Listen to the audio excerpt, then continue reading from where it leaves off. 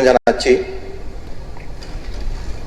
আজ আমি যে বিষয়ে কথা বলতে দাঁড়িয়েছি তা শুধুমাত্র একটা আইন নয়, এটি দেশের 48.6% নারীদের সঙ্গে করা এক ঐতিহাসিক প্রতিশ্রুতি এবং সেই প্রতিশ্রুতি চরম বিশ্বাসঘাতকতার প্রশ্ন।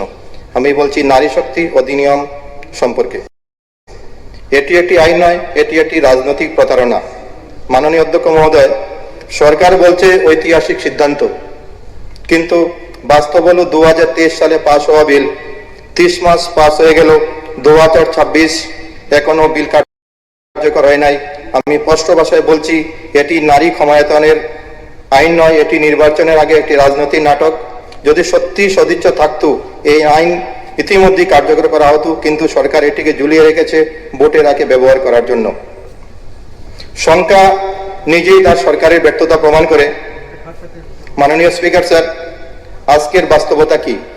18তম লোকসভায় মাত্র 14% নারী। বিশ্ব গড় যেখানে 26.5%, ভারতের অবস্থান 147তম 190টা দেশের মধ্যে। এবং কখনো কখনো বাংলাদেশ এবং নেপালেরও নারীদের প্রতিনিধিত্বের হার আমাদের ভারতের চেয়ে বেশি। এখন দলভিত্তিক যদি চিত্র বলা যায়, এই 18তম লোকসভায় বিজেপি 240 জনের মধ্যে 30 জন নারী, 12.9%। কংগ্রেসে 14 জন 98-এর মধ্যে, পার্সেন্টেজ হচ্ছে 13.4%। কেবলমাত্র টিএমসি রয়েছে যেখানে 11 জন নারী রয়েছে 29-এর মধ্যে, তাদের পার্সেন্টেজ হচ্ছে 37.9%। এখন প্রশ্ন হলো, যখন রাজনৈতিক দলগুলি নিজেরাই 15% নারী তাদের প্রার্থী দিতে পারে না, তখন 33% সংরক্ষণ বাস্তব কিভাবে হবে? এই রিসেন্টলি যে রাজ্যগুলিতে বিধানসভার ইলেকশন হচ্ছে, সেই পশ্চিমবঙ্গের কথা যদি বলা যায়, টিএমসি 55 জন, বিজেপি 33 জন, কংগ্রেস 29 জন, লেফট 24 জন। 294 আসনের মধ্যে যদি 35% করা হয়, তাহলে 97টা সংরক্ষণ হওয়া উচিত। কিন্তু বাস্তবে কোনো দলেই তাদের সংখ্যা 30%-এর আশেপাশে যায়নি। ইভেন যেখানে 25% মুসলিম জনসংখ্যা রয়েছে, সেখানে টিএমসি ছাড়া কোনো দলেই একজন নারীকে প্রার্থী করে নাই।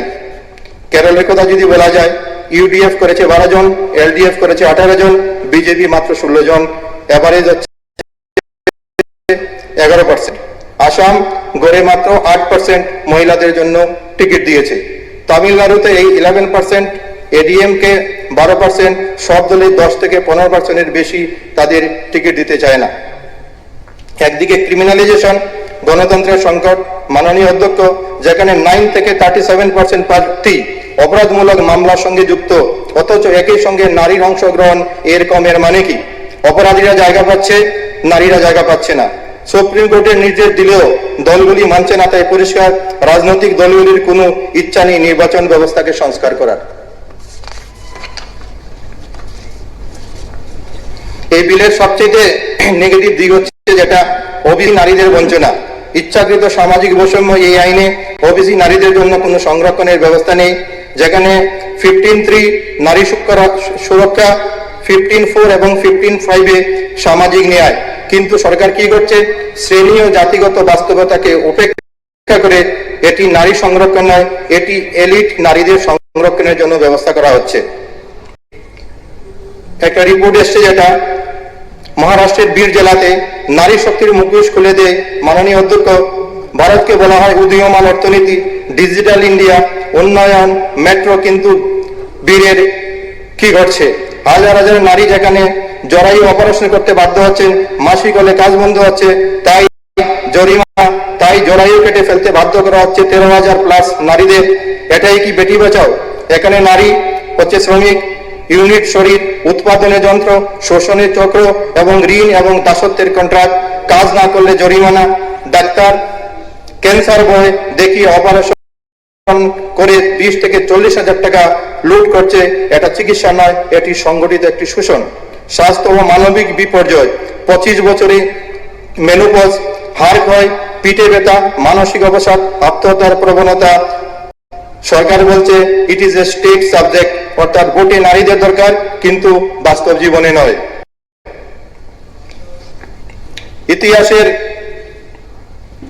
2004 সালে এনডিএ কংগ্রেসের সমর্থন নেয়নি। 2010 সালে রাজ্যসভায় বিল পাশ হলো, লোকসভায় আটকে যায়। তখন কিছু নেতা বলেছিলেন নারীরা রাজনীতিতে এলে সংসার কে চালাবে। আজ সেই দলে নারী ক্ষমতায়নের কথা বলছে।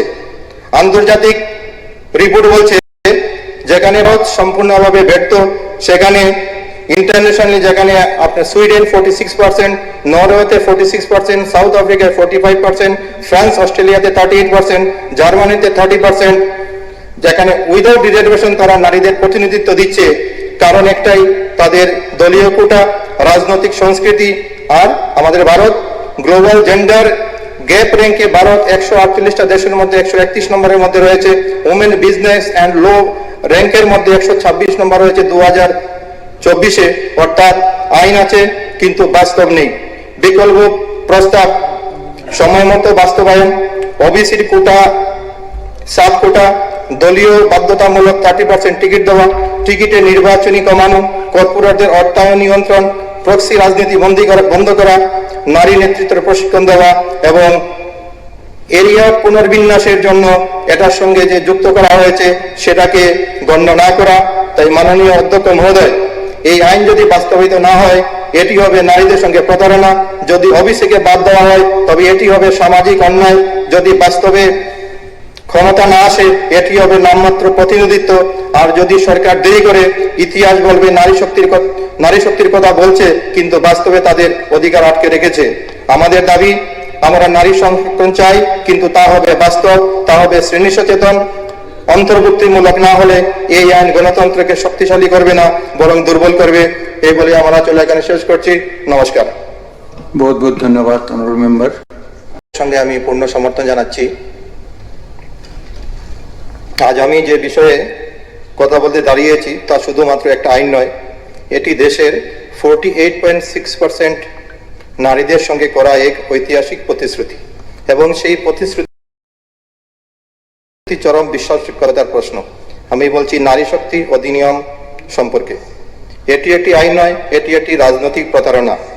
মাননীয় অধ্যক্ষ মহোদয়, সরকার বলছে ঐতিহাসিক সিদ্ধান্ত, কিন্তু বাস্তব হলো 2023 সালে পাশ হওয়া বিল 30 মাস পাস হয়ে গেল, 2026 এখনো বিল কার্যকর হয় নাই। আমি স্পষ্ট ভাষায় বলছি এটি নারী ক্ষমতায়নের আইন নয়, এটি নির্বাচনের আগে একটি রাজনৈতিক নাটক। যদি সত্যি সদিচ্ছা থাকতো এই আইন ইতিমধ্যেই কার্যকর করা হতো, কিন্তু সরকার এটিকে ঝুলিয়ে রেখেছে ভোটের আগে ব্যবহার করার জন্য। সংখ্যা নিজেই তার সরকারের ব্যর্থতা প্রমাণ করে। মাননীয় স্পিকার স্যার, আজকের বাস্তবতা কি? 18তম লোকসভায় মাত্র 14% নারী। বিশ্ব গড় যেখানে 26.5%, ভারতের অবস্থান 147তম 190টা দেশের মধ্যে। এবং কখনো কখনো বাংলাদেশ এবং নেপালেরও নারীদের প্রতিনিধিত্বের হার আমাদের ভারতের চেয়ে বেশি। এখন দলভিত্তিক যদি চিত্র বলা যায়, এই 18তম লোকসভায় বিজেপি 240 জনের মধ্যে 31 জন নারী, 12.9%। কংগ্রেসে 14 জন 98-এর মধ্যে, পার্সেন্টেজ হচ্ছে 30.4%। কেবলমাত্র টিএমসি রয়েছে যেখানে 11 জন নারী রয়েছে 29-এর মধ্যে, তাদের পার্সেন্টেজ হচ্ছে 37.9।